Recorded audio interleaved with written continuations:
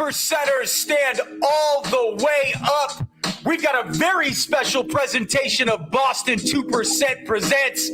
We've got Downer in the house, Mr. Sugar Boom Boom. He's doing movies. He's doing tons more new music. We're going to get into his story. We're going to talk about the state of our nation and addiction right now. We're going to talk about God delivering us from the devils of addiction. 2%ers stand up. We got Downer coming with us. Amen. He's worked with Baby Bash, Coolio, DJ Kane, many more. And Downer, how are you, buddy? How's it going? We were supposed to do this a minute ago, and we had to reschedule. What's up, brother? Yeah, oh yeah, we did, man. A lot of things happen in life, but really want to just real quick, just get a little correction real quick on the Baby Bash. So Baby Bash actually is the one that discovered me. Right. I haven't really worked with him yet, like on a song, but like when he comes into town and stuff, he'll holler at a boy and be like, "Hey, fool, you pulling up?" Yeah, so it's cool, man. Shout out to Baby Bash, all them dudes, man. Yeah, hell yeah, man. I appreciate you guys, man, for real. So that's awesome. That's all. But yeah, other than that, man, what's up, bro? How you guys doing out there? We connected on TikTok, and I think you liked one of my videos that was going huge viral, right? Yeah, and you were speaking real. yeah, we're talking about crystal meth, about addiction. We're talking about that, and that video got like 650,000 or something. And I saw you and wanted to connect with you because you got a hero story, man. 10 years in the federal penitentiary, right? We'll get into your story, but like. Then you get out and this amazing story starts to unfold where God just elevated you, man. Isn't that amazing? Yes, sir. I don't know where you want me to start at. But you're right. He did, man. Once you, I know that it's crazy. It's sort of ironic that when you're at your lowest point, when you're at your highest point, you really don't look to God. You know what I mean? Right. When you're at your highest point, you're out there flying around doing all this crazy stuff, man, just having fun. You don't really say, "Hey, thank you, Lord, for all the things you." I mean, you don't really do that. But boy, when we're at our lowest point, man, we call on our Father, don't we? Absolutely. We call on our Father, and so I've been trying to make it a habit to thank Him for the things He gives me while I'm up, while I'm up here doing good, while I'm living the life that I wasn't living 10 years ago. You know what I mean? So, instead of waiting until I'm in a cell, "Hey, Lord, please get me out of this." So yeah, I'm practicing. You know what I mean? He's the same God in the valley as he is on the mountaintop, and we got to accept the good with the bad. But it's like there's gonna be peaks and valleys. It's a wild roller coaster ride full of twists and turns and ups and downs, and it's all enjoyable if you have the right mindset, right? Thanks. Yeah, you're right. Let's go back. Let's start we usually start the stories. Like I always start my story. Like, let's talk about like your growing up, your adolescence. Was addiction involved? Was that involved like high school years or like, let's go back to California. That's where you're from. And let's start the story like maybe around the high school period. Like, go ahead and just tell us what it's all about.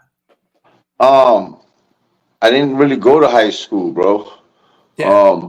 I was gangbanging. There was no school involved because school to me back then was it was another neighborhood going to that school, or you know what I mean, or rival enemies were showing up. So it was just more of a forget all that. I'm not gonna get caught lacking out there. I'm just gonna stay 100% full time in the streets, and this is what we're gonna do. My dad was addicted.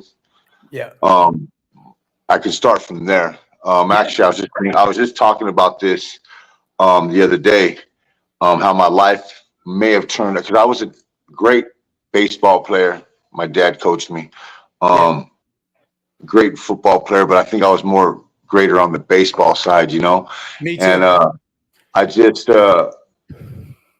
when I would bounce back and forth, bro. So I lived with my dad for maybe a year, then I lived with my mom for a year. I was never steady in a school. So I when I look back at all these things, I want to play the blame game on my mom, which I don't want to do. God rest her soul. But I look back on things that hey, man, maybe if I did get involved in sports, if I wasn't bounced around so much, if that wasn't their fault, that was my fault. If I was gonna get in trouble over here at my mom's, okay, I want to go live with my dad. Then I was like a spoiled little brat, I guess, Right. that's the best way. I was okay. Then I want to go live with my dad, and then okay, I want to go live with my mom. And until my dad was just doing bad one day, and in his life, and my mom was tired of it. It's like, okay, go live with your dad, fool. You're gone, and Right. that's where I met the homies at. And so Right. she dropped me off one day, and my dad was living in a bar. My grandma owned the bar, but it was in my neighborhood, and so we slept on pool tables, man. So sometimes we slept on the beer because we had cases. They had cases like Foster's and stuff. And I have a song out called Jimmy, and that song is like facts to the T, man. Like I used to wake up in the morning, cast a can of Foster's and a pack of smokes. That's what I would do. I'd wake up. I was probably 13 years old. Yep. I was out in the streets. I'd run the streets all night until the bar was getting ready to close. If I didn't make it in by the time they closed the bar, my dad was probably drunk by the time. I mean, that all happened. They locked the bar up, and I was asked out for the night. While I stayed with the homies. Some nights I remember I'd make it in, and me and my dad would play a game of pool. He'd kick my ass. He'd be drunk. Yeah. And sorry, I didn't mean to cuss, man. I'm sorry. No, But yeah, he'd kick my butt, and he'd be drunk, and we'd fall asleep on the pool table. He'd get one pool table, and I'd get the other pool table, man. When I'd get up in the morning, we had no shower or nothing like that. I didn't know what bird bathing was at the time, so I just went there, washed my face, and took off. And I went to the store one day, not trying to be boring, but I went to the store one day and met one of my homies out there. Chato, rest in peace, man, Hector. Yep, met him, and the rest is history. I started gang banging, and that was it, man. We grew up in two different environments. I'm from this rich white town outside of Boston, Massachusetts, but almost everybody I was hanging out with in high school is either dead or in prison or whatever, And it's like because of the opioid epidemic, but broken toys, man. And we all gravitate towards each other. Addiction's a bond. Like you think it's a family all coming from broken homes and stuff. So I get that part, man. Same story, just different area code, bro. That's all it is. It's the same story, different area code, bro. Just my first ever encounter with any kind of drugs, besides marijuana, because I started marijuana at a real early age, probably around, like, honestly smoking it probably around 8 years old. So I was smoking marijuana. It was funny because I could smoke marijuana by inhaling it, but at 8 years old I couldn't smoke a cigarette and inhale it. I still, you know what I mean? So it was funny. It was weird how that happened. But anyways, my first encounter with hard drugs was my Uncle Rocky, rest in peace, man. I was living in Carson with my nanny. Yeah. And I walked in on my uncle. He was in the bathroom getting ready to shoot some heroin. I didn't, you know what I mean? Obviously, I didn't know what was going on. I walked in and was like, whoa, How old were you right there? I was probably 12, 13 or something? Yeah, I'd say I'd have to be, I was probably 13 years old. Yeah. Walked in on him and he asked me for help. And I'm like, that's my Uncle Rocky. I love my Uncle Rocky, you know what I mean? Of course. And he asked me for help. And at first I was hesitant. I remember I was hesitant, but then I sort of went and I remember he just told me to hold the rag, like to tie it real tight for him so he could do his business. Yeah. And I remember doing it and I couldn't do it. So he said, just grab my arm. And I grabbed his arm. You know what I mean? And I tried and it worked, I guess. And I always told myself after that, I was like, I'll never do that. Like, that's something that I won't never get entangled with. And man, I'd say like a month later, I was shooting heroin.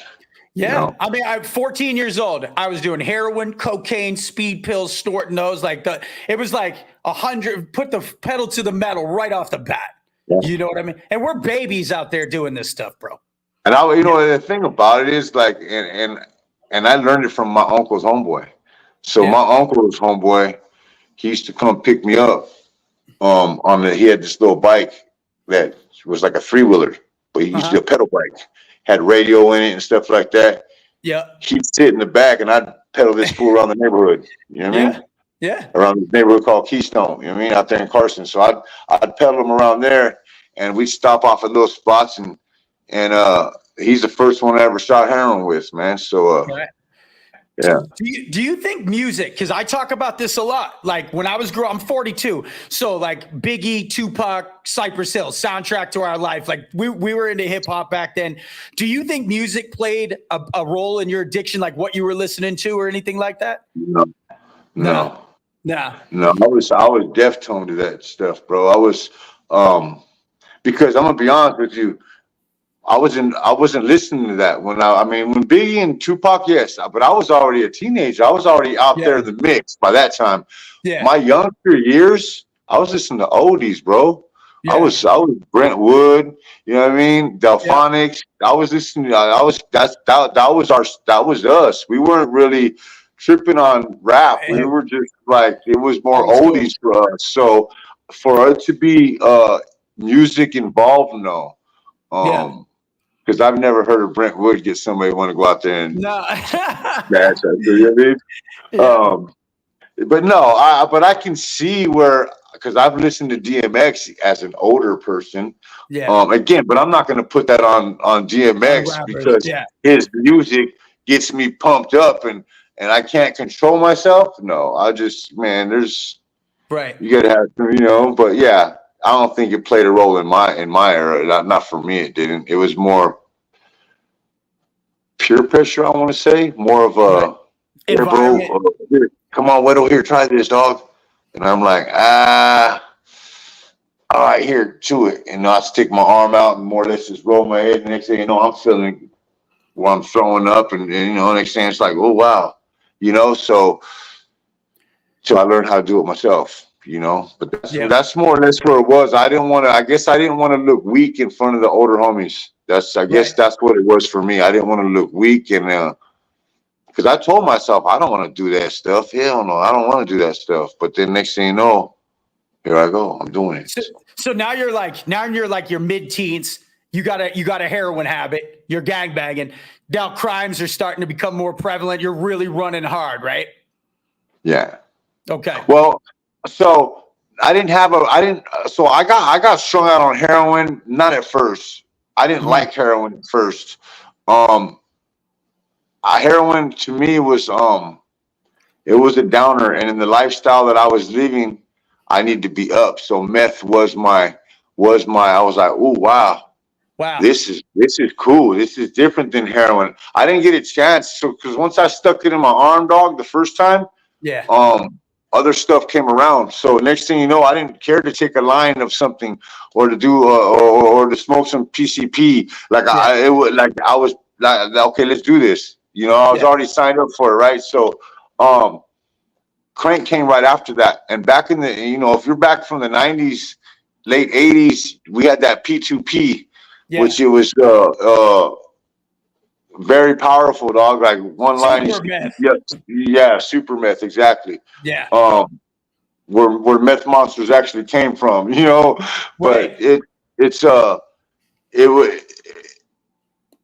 I went to there, dog, and I sort of liked that. I liked it. I enjoyed that high. So I left heroin alone. I was like, oh no, I like this. I like this meth high. I could do more things. I can get involved in more stuff. I could be more active. And so that's where I was at, bro. I left that alone. Caught some juvenile hall terms. Caught some camp terms. God kept me out of YA. Went to I overdose. Okay, we're in my late teens now, so I didn't want to overstep, but yeah, we're in my late teens. Yeah, my 18th birthday. We're living in I just got out of Camp Gonzales, and it was I was turning 18. So we had a birthday. My sister took care of this old dude named Benny. Now this is why. And we'll get into that too, I guess, but I don't want to sort of jump up. Benny's a key role. Shout out to Benny, dog. I don't know if he's alive or dead today, but he's a key role in my attitude, I guess. Not really attitude, it's the wrong word to say, but I don't really go to church because of Benny, He used to go to church. We used to drive him to church. And I won't say that I won't say strictly because of Benny. That's why I have my personal relationship with God. It's because I feel like there was a lot of Bennies in my life. And this dude would go to church. We took care of him, dog. And he would go to church, praise God, like to the fullest, homie. Knew the Bible from the front to the back. Yeah. And from the front to the back. And then we'd take him home. And he'd go, he had his wheelchair. We'd roll him in his room. He'd call me Weddle. Hey, Weddle, come here. And I used to fight with that fool. It's not my name, dog. You know what I mean? But he used to always call me Weddle, because I was the white kid, right? So he's like, Weddle, come here. So we call me back there, and he'd say a prayer, dog, and he would slam. He'd fix up his heroin and slam. And that turned my stomach. And I was an addict, bro. And I was like, but even that, like, turned my stomach, and like, wow. Like, I don't know. That just showed me a lot. Maybe I don't know if it showed me a lot. I don't want to umbrella the whole church, so I don't want to be like that. But it did. As a youngster, it really influenced me not to go. So I was like, the church, like the thing with church too is my story. Like the book I wrote, the Meth Bible. God found me with a needle dangling out of my arm. Like I was possessed by methamphetamines, and it's like God came right in there and met me right where I was at, right there. So it's like the church doesn't accept that as much either. It's like you can't really win with a lot of church folk. You can't. You know, we're too much on the side of the street, or too dirty for church, you know, and too holy for the hood. It's like it's a tough place to be. You know what I mean? And then, you know, and not to sit here and have a let's bash on the churches or nothing like that, because, you know, there has to, right? They're good church. You know, maybe it's not the churches. Maybe it's the people in the churches that you're running into, you know, or something like that. I don't know. Right. I feel like if I sit here and I talk to God, if I'm not, and I have to learn how to do this. So please don't think that this is what I'm doing every day. Believe me, I'm practicing. Right. But there will be times where and I don't know if this is even right. Well, if I'm in a bad, like in a bad jam, I don't want to ask God for the out, because I want to wait till I'm up on that high horse to be like, thank you, Lord. You know what I mean? I almost, like, I don't want to use that favor, if that's what you want to call it. Like, because I have a person, like, if me and you were talking right now, that's how I talk to him. So just if me and you, it's me and you were just talking, obviously I leave the cuss words out, but there's sometimes I don't. There's sometimes I get mad, or there's sometimes that I've been mad. And I, obviously, by the way, I'm sorry, Lord. You know what I mean? I didn't get, you know, but that's my church, bro. And, you know, and I do get on there. I do like to talk to people about church. Like if me and you were talking right now, I like this because I feel like, okay, this is a cool little church that we're having. You know what I mean? Yeah, and we just came from church, and we're going back at 6, and it's like there's good and bad with everything. You know what I mean? Yeah. But you like Too Short. You get in where you fit in, man, and that's it. And I feel like, you're right. And I feel like this. I feel like when God feels I'm ready, He's gonna be like, okay, here's where I want you to be at. This is the church that I've picked for you, or whatnot. You know. Or you know, that's just how I feel. So I haven't felt that yet. I've been to, believe me, bro. I've been to, you know, and I'm not trying to battle, so I'm not going to say their names. No, but these churches, like, I know people that, you know, hey, bro, come to my church, right? Yeah. And like, because I got a couple people, and one of my homeboys, he's been trying to get me to go to his church, but I just haven't went. So it's not that homeboy. So I don't want him to think, because he's probably watching this right now, and I don't want him to think it's it. But my other homie, he's like, bro, I got people come to my church, woo, and I go there, dog, and I don't go, and the church was fine. But when I went with the pastor, like, we were driving, he was showing me, like, he would place that. I was really in a place where my heart needed to be. I was hoping my heart was going to be touched. You know what I mean?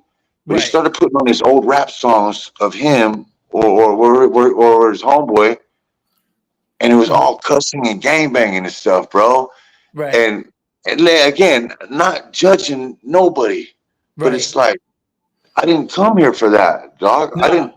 This is not, if I wanted that, I would have stayed at home, smoked me some weed, and listened to that type of music. I come to you because you wanted me to see your church and you wanted me to see what you guys are about. Right. That was a bad, and I've never went back to that church since. Bro, Just never did, bro. God picks the most unlikely of heroes, right? Like guys like me and you.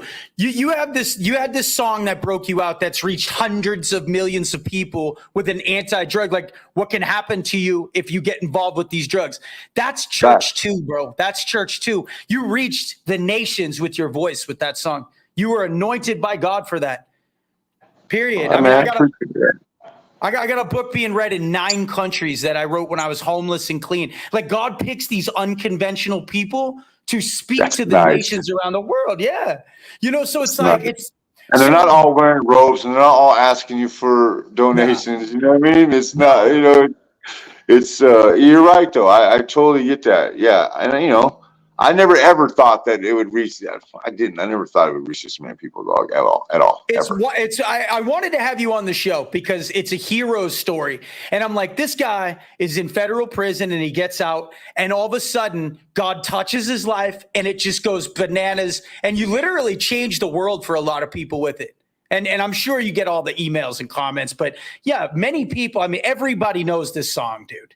Everybody did. Man, it's crazy because it's been out for a while, dog. It's been out for a while, and it's still still relevant out here. So it's pretty cool that God has allowed it to resonate this long. You know what I mean? It's pretty cool. It's more relevant now than it was then. I mean, it's like you still hear it everywhere, but the culture needs it. I mean, I live in Seattle, bro. It's night of the living. It's night of the living dead at the end of my street.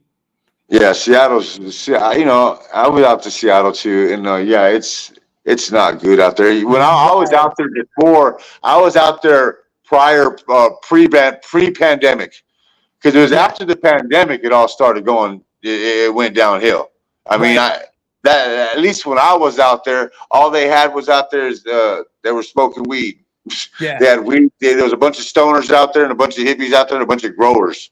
Yeah. Now there's a bunch of meth heads. I'm pretty sure they were out there too, but they weren't as visual as they are now. Seattle decriminalized the possession of under a certain amount of drugs. So there's people at the end of my street. I live in a nice apartment community. They're smoking blues off of foil in the cars across the street, and the cops roll by and do absolutely nothing. And people are overdosing on every block. It's wild, man. I don't even know what blues are. What are blues, bro? They're fentanyl pills. Oh, are they? Because I didn't know the names of them. I know I'm dealing with my daughter right now, who's dealing with that, bro. It's got her in a bad way, bro. Yeah, it's got her in a bad way. Like she had to go to the hospital because she had a hole in her leg all the way to her bone. Right. And like they literally told her if you don't get this, like if this don't get taken care of, we'll have to take your leg off. So she finally went to the hospital. They had her on IVs. So and trip on this, bro. Trip on this. Excuse me. Yeah. Have you ever heard that song by Nestor? Joe Nestor. In Your Presence. Yeah. Have you heard that one? Yeah. So I know Joe. Yeah. Okay, so that's probably my most favorite song. Okay, that's probably out of for real, dog. So I went to the hospital and they already had her in a room. She was out. She's probably been drugged up for days, and they have her on this high medication because she has a literal hole in her leg to her bone. Yes. And the good news was that it didn't reach her bloodstream or nothing like that, or her bone, like the infection didn't. Yeah. So they're hitting her with penicillin or whatever they're hitting her with to get the infection out. And I went there, she was there for 3 days. But for those 3 days that she was there, I was there every day, because, when she's out on the streets, I have to wash my hands with her, dog, because I can't, if I can't be an enabler. I have to let her know that she has to reach her bottom, because I don't care what anybody says, bro. The only person that can get you out of addiction is God. I agree.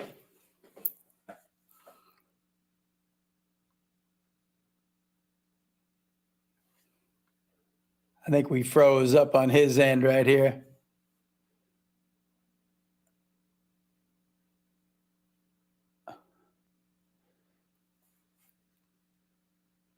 like Okay, go ahead. You froze up a minute. Go ahead. Okay, okay, my bad.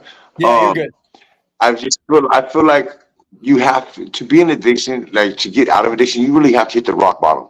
Like Of you course. literally, and I don't mean maybe being homeless is sort of a rock bottom, but you have to hit even if you're not giving up addiction, then you have to leave. It's farther than that. You know what I mean? I prayed for a guy earlier on the way. He has no legs. He lost his legs in diabetes. He's got to be 35, 40 years old tops. And I'm like, do you want help? We'll get you off the street and get you into treatment at a hospital right now. And he goes, no, I don't even want to live anymore. And I offered to take him, and I mean, some rock bottoms are crazy, you know? And that's another thing. Some rock bottoms you're tied to, you can never get out from. Like some rock bottom, like homeboy, he's done. He's just like, you know. But then again, I still feel like if he reached out, if he literally reached out to God God's the only one that can really be like, okay, here, I'm your anchor, or here, I'm your how do you call it? Your lifeboat. I'm your your safety harness. Here, grab me. I got you. You know. But without reaching out, how they say it, a closed arms don't get hugged, closed mouth don't get fed. You know, it's just the same thing, bro. You know, you got to reach out for it. You know, 6 years ago today, I was facing an aggravated armed robbery and 3 counts of aggravated assault with a deadly weapon in the state of Texas. I was in solitary confinement. Yeah, I was facing 5 to 99, Texas, Corpus Christi, Texas, and I was on camera, and I got found not guilty by reason of insanity, and I have no criminal record of any kind. I was healed of psychosis. God can do anything.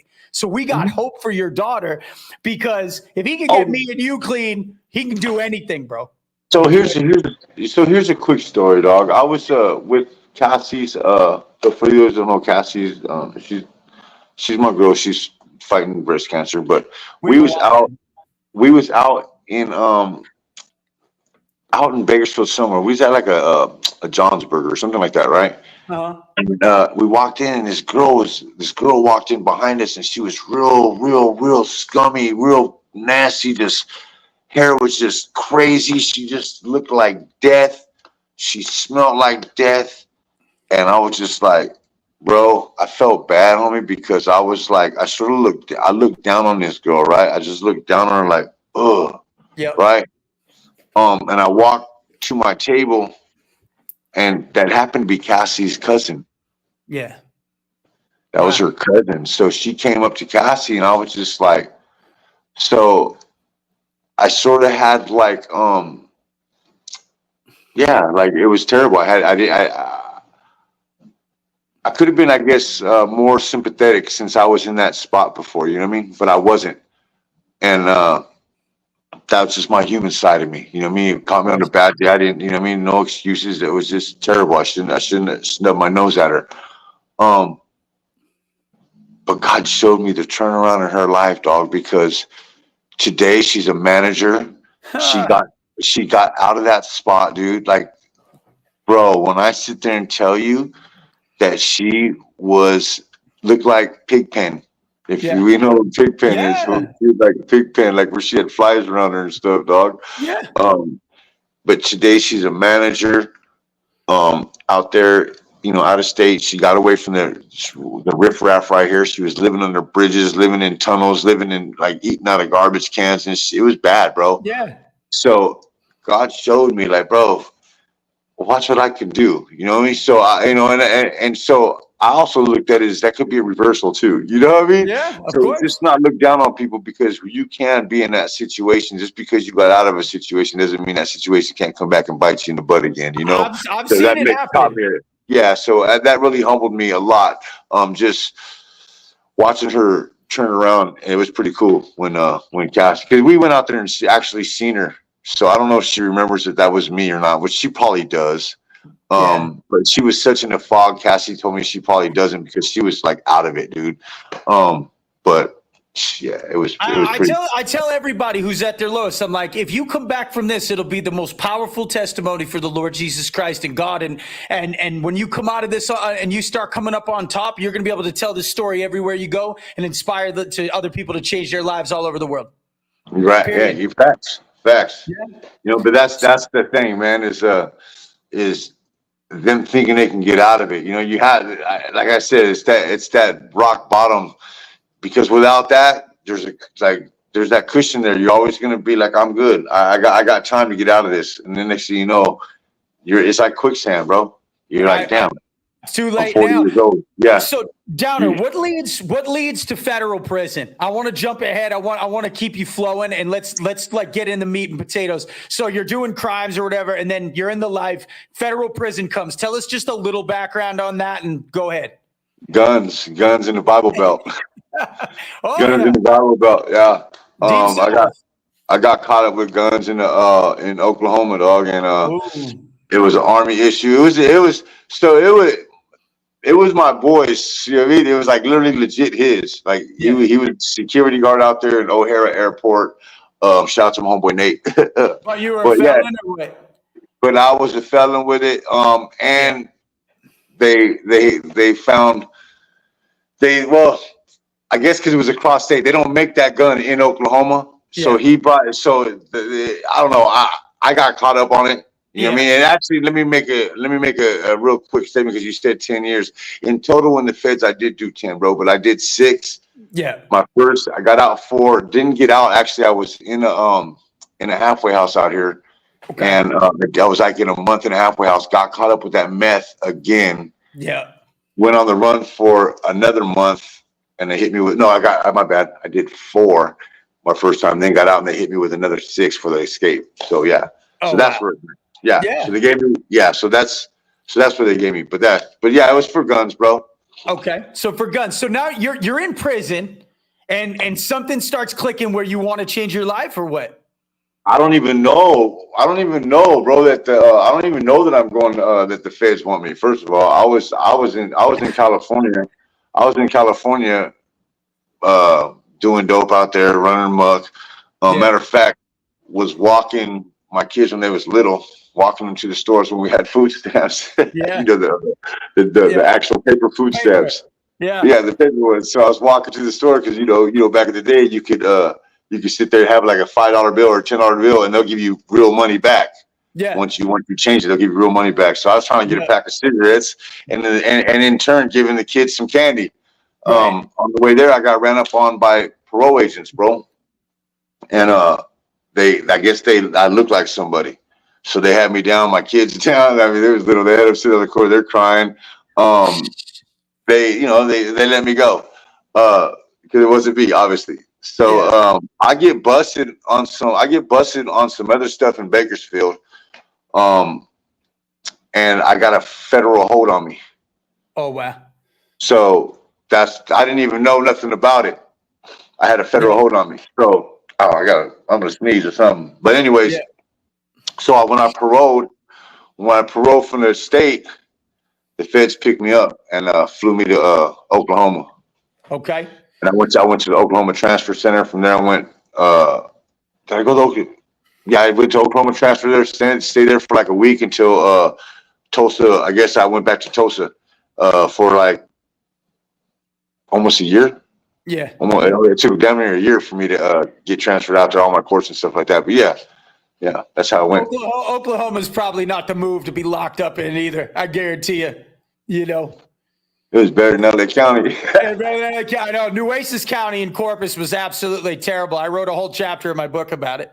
But you had more. Well, there was just more movement in Tulsa County Jail. When you go to David L. Moss, there's more movement there. And I was in a federal pod, so it was pretty cool. Yeah. It was cool. Okay. So what, all right. So when you were in prison though, where did it turn around where you wanted to start to change your life? Like, were you just sick of living that way, or? Yeah, I was sick, bro. I was done with it. Yeah. I got out the first time, and when I got out and I did that thing at the halfway house and I left and got busted again.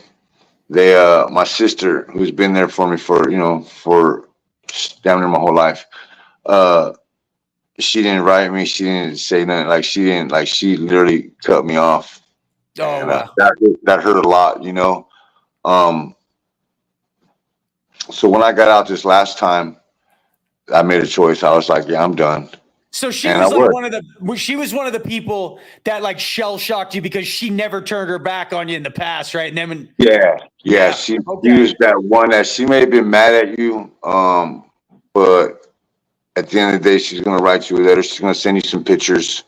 And if you need a little money in your book, she's gonna hook you up. So when that didn't happen, I just knew like, wow.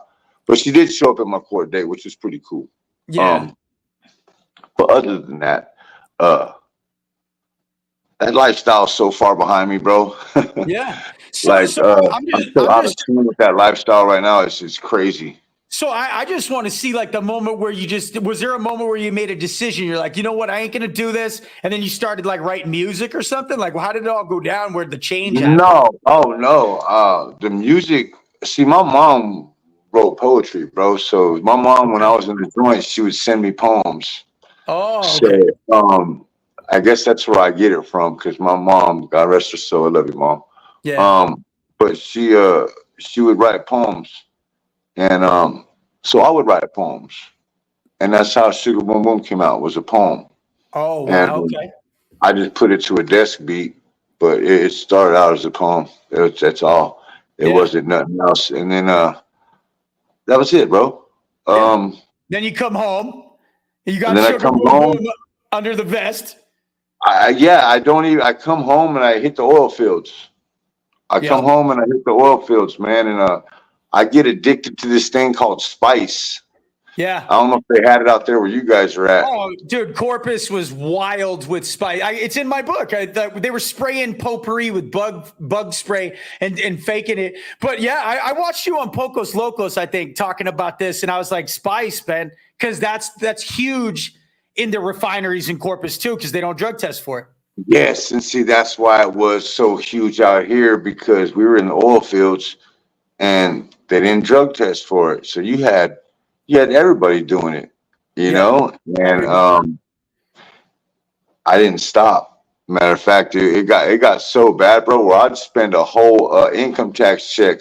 I'd go hit the spice shops and just like damn near blow a rack, just load up on it. You know what I mean? Yeah. Um, yeah, bro, and it's so bad. It's just thinking about all the stuff that I put my body through, my lungs, my brain cells. Me too. That right there is probably the worst. Because Bro, I've it was smoked some it. chemical that was, yeah, it's terrible. Yeah, And it's addictive, very addictive. I've seen people take 2 hits and pass out like they're on heroin. And then I've seen people go through withdrawals from it. Like it's a wild drug, man. It's super bad for you. Bro, I was peeing out my butt, bro. Not even Yeah. gonna lie, dog. It was Yeah. it was it was it was it's a heroin kick.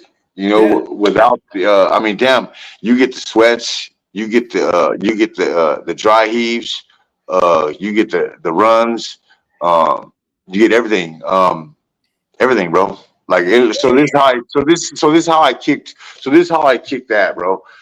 I was really bad on spice. My music, my song already went viral. Yeah. I was doing shows where I would go outside because I was getting sick. I needed a hit, so I'd go outside and smoke. Yeah, bro, it was bad. So yeah, it was, bro. I was an addict, homie. I was Yeah. straight addict, bro. So Sugar So Boom Boom blows up, and then you're in the middle of this like thing, and you can't talk addiction. I'm about in it. the middle. I'm in the middle of an addiction, bro. Yeah, I'm and you literally in can't the you middle of an can't talk addiction. about it because Sugar Boom No, Boom's got the message it that's has, it. and it must have been Yeah, super shameful. You must have been struggling super bad. I was living in my Cadillac. Yeah. Wow, dude. Yep. Yeah, I was living in my Cadillac. But it was super stressful. Very. So I moved to Long Beach, Yep. and I stayed there for a minute, and I was trying to kick the spice, um, and I couldn't. So I was messing with one of the homies out there, and he's like, "Look, bro, if you want to keep like doing this music thing, you really got to cut this spice out. You know, what I mean, it's got to go. It doesn't work. It's not gonna You work." can't do both. Can't you gotta pick Exactly. one. So I was more on the yeah, whatever side, you know. But then the homie I was with, he really kept me in line. He's like, nah, bro, this is what we got to do. We walked away from everything to come chase this right here. You're not just gonna give it up on some $5 bag of spice. So we're gonna go ahead and get you right. So what they did was, thank God the homie that I was messing with had a bunch of weed, bro. And I'm sorry, I know but this is how I did. I'm gonna be honest with you. I started smoking weed and it didn't work for me. It literally didn't work because smoking the spice was supposed to be a synthetic weed, but it was more like a synthetic heroin. You just smoked it like some weed. Right. So anything I smoked, if I smoked some weed, I didn't even feel the weed. I wouldn't even feel it. So I got me on the pills. So I started taking pills. I started taking Norcos. I was probably hitting 15 Norcos a day, 10s a day. Just killing them. And I got really bad on pills. And that's when they really flooded me with the weed again. And we're like, okay, bro, here, try this weed now.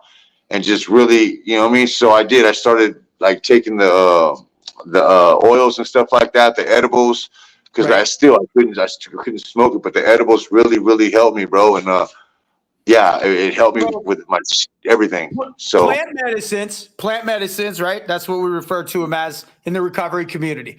I was very open and honest. When I went through the second divorce, I was taking fungus and I was taking cannabis, like edibles and stuff, to be able to deal with. I went through this divorce that was like Lifetime movie of the week, like tragedy type stuff. And it was like I could barely even sleep. And I didn't go back to the hard stuff, and it got me through until I decided to get off of it. But no, you're right. You're right. So this is where I'm at with that, because people ask me, are you sober? Yeah. And I guess in a lot of people's eyes, I'm not, because I do, smoke weed. My thing is this though. If I don't smoke weed, so I go to the doctors. Okay, and the doctor says, okay, you got anxiety.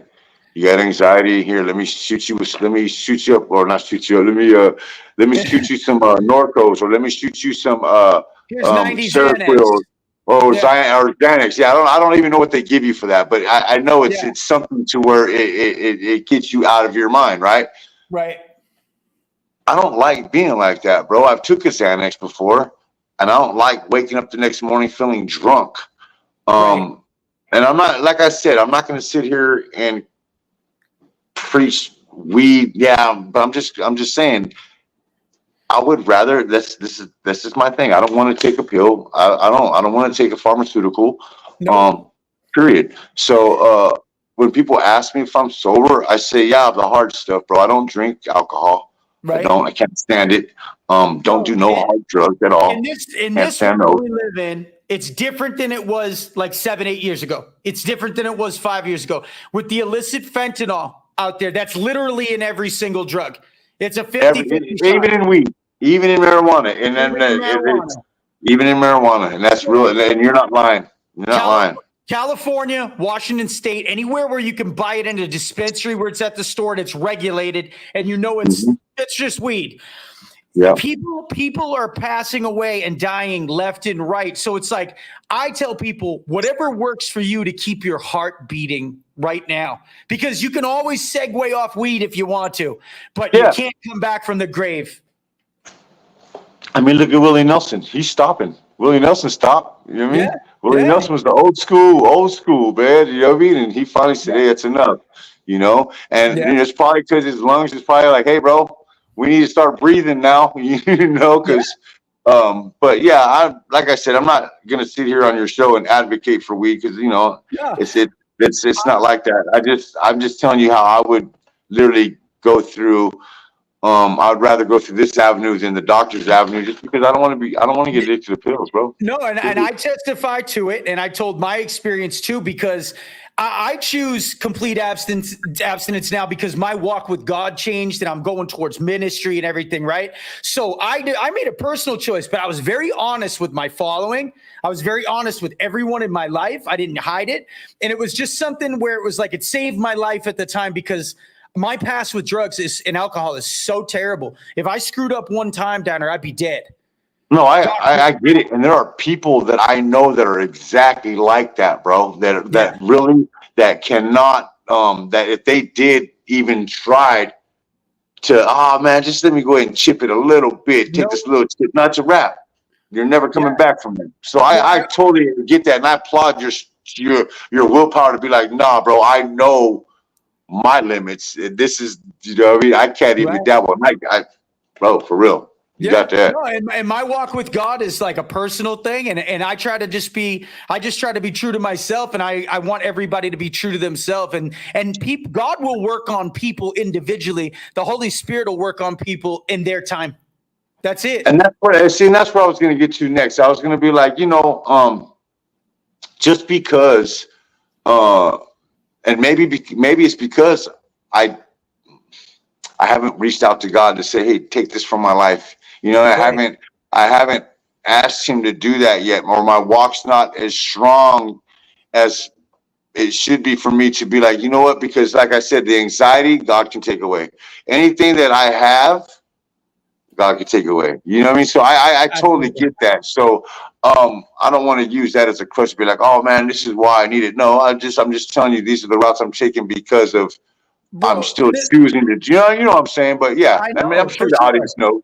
And you know what I've always thought about you since I started watching you like more closely when we were going to do this interview a while back. And I'm like, I fully believe that I just have a feeling like you're going to start walking closer with God at some point. And then you should have a movie made of your life, number one, because it's such a powerful testimony for God and recovery, dude.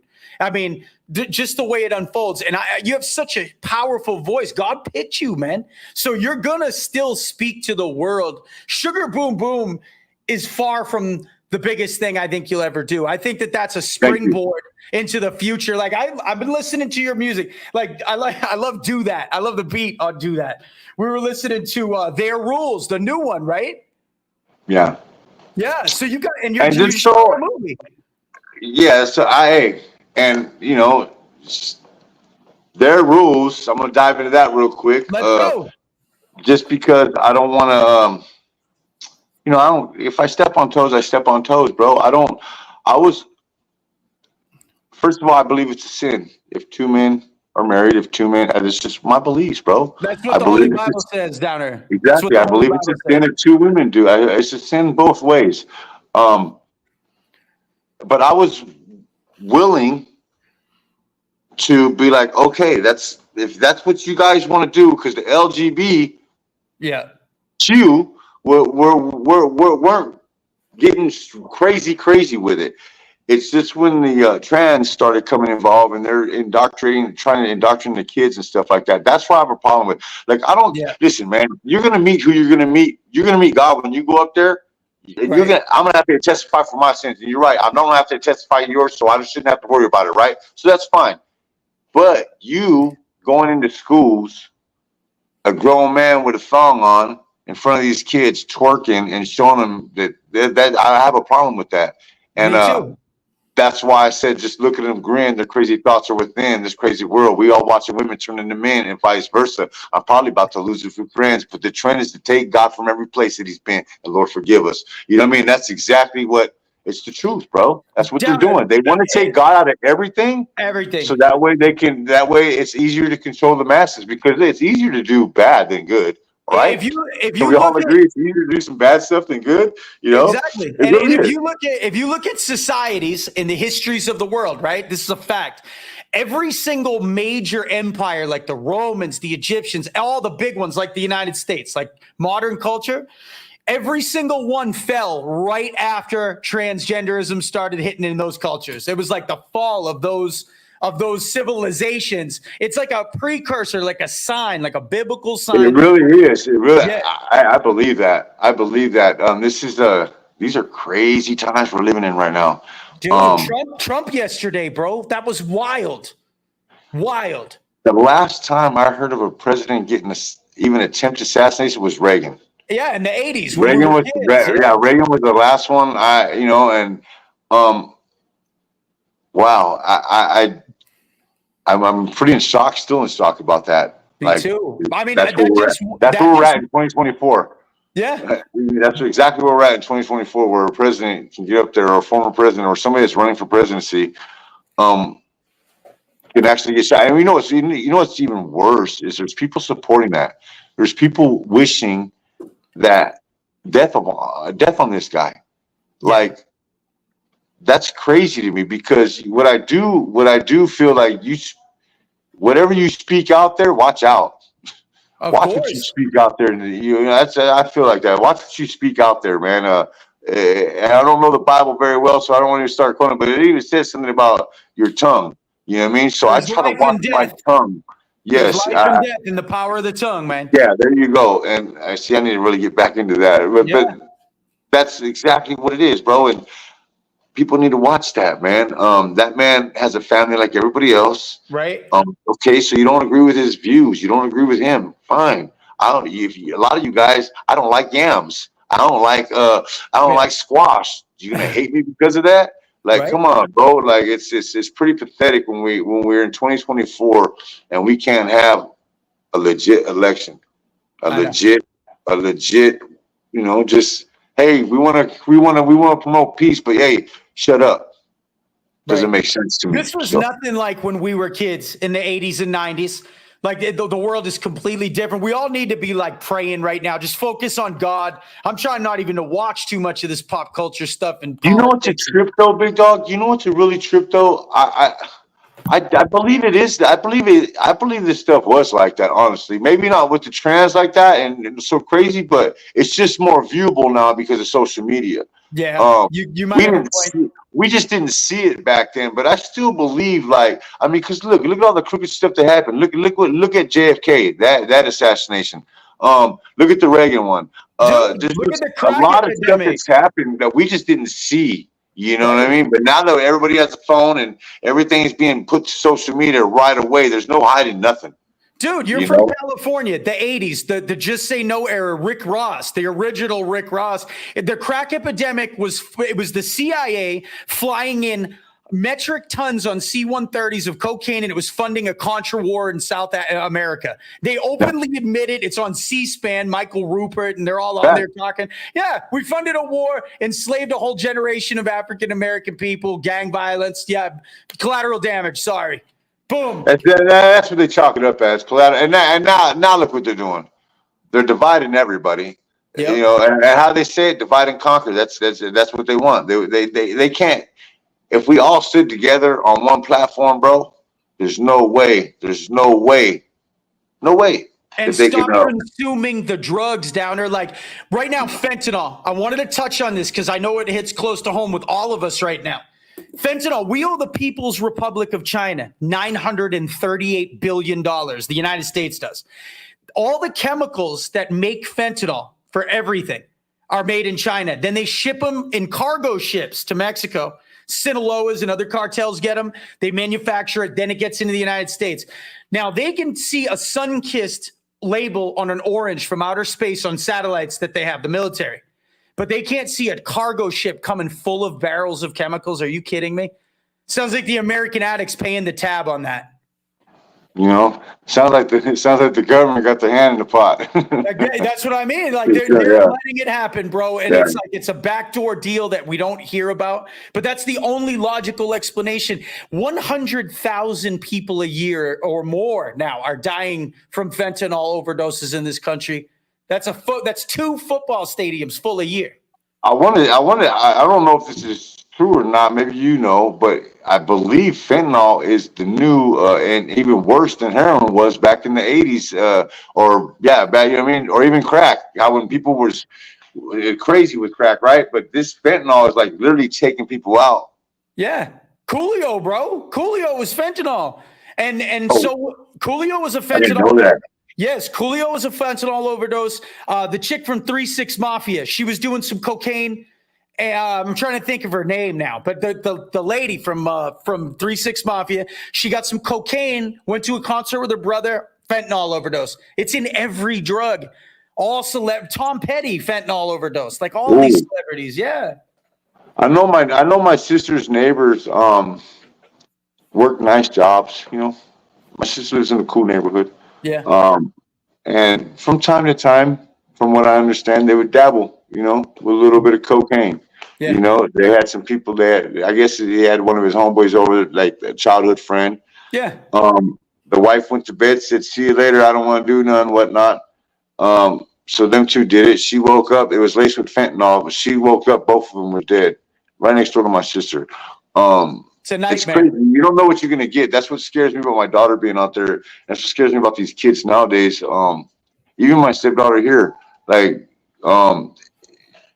she just doesn't know. Like, we don't know. You could just touch something, and that's a wrap.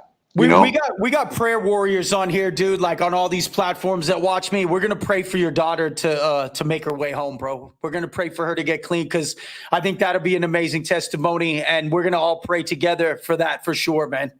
And I wanted to finish with that, man. Or not finish, but I just wanted to finish that real quick story with my daughter. Remember, I was telling you I went to go see her for those 3 days, right?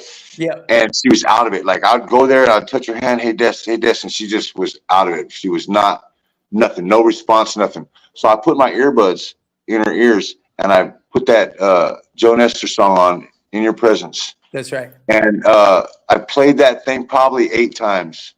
And by the 6th time, she was already humming it. By the 8th time, she was literally singing words. It was pretty cool. Wow. And the next day when I came and seen her, before I came and seen her, she texted me. She's like, "Hey, Dad, can you send me that church, or can you bring that church song over here?" So I really thought she really wanted to change her life. So I was really, really, really excited. So I ran over there.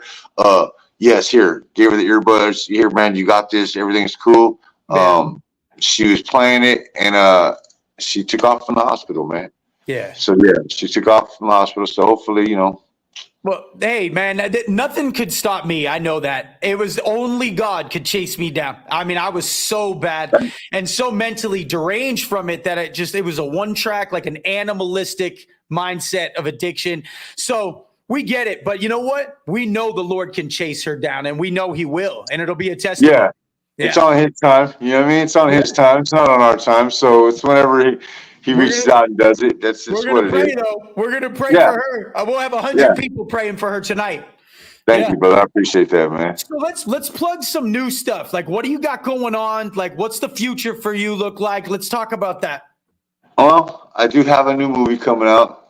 It's going to be on either Tubi or Netflix, whatever. It's going to be on one of those things. And it's called Too Lit.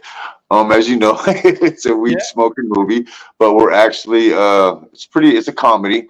Yeah. With Cordell Drake, myself, who else? I'm forgetting names right now. I'm sorry. In Spokane, right? Spokane, Washington, right? Yeah, we shot in Spokane and Idaho. Yeah. And Montana. Yeah. So so there's it's pretty, it's Too Lit, the movie. It's about, so Cordell's mom has breast cancer, and we're trying to get this magic seed that we heard about that's grows this magic plant, which is weed, that actually kills breast cancer. So we find the guy, he sends us on a mission. It's pretty funny. The whole mission is pretty funny on the way. It's pretty hilarious. Hope you guys go check it out. That's awesome, man. You got any new music in the works or anything right now, or what are you doing with that? Yeah, I've got quite a few. I got an album coming out with Locus Luciano. He's my producer, plus he's just a dope artist. Yeah. But with him, we got some stuff coming out. Also got some new music coming out with Baldacci the Beast out of LA, Face of LA. It's gonna be pretty cool, man. So just know, man, all your followers on here, if you guys check out these songs and they're not too godly, hey, first of all, you shouldn't be watching. No, I'm just playing. But second of all, but man, it's gonna be a road for me to get there, man. I wrote the Meth Bible. I get all walks of life. I get people who are still high all the way up to your pastor watching our show. So I put your YouTube link in the description here, right? So everybody can link up with you.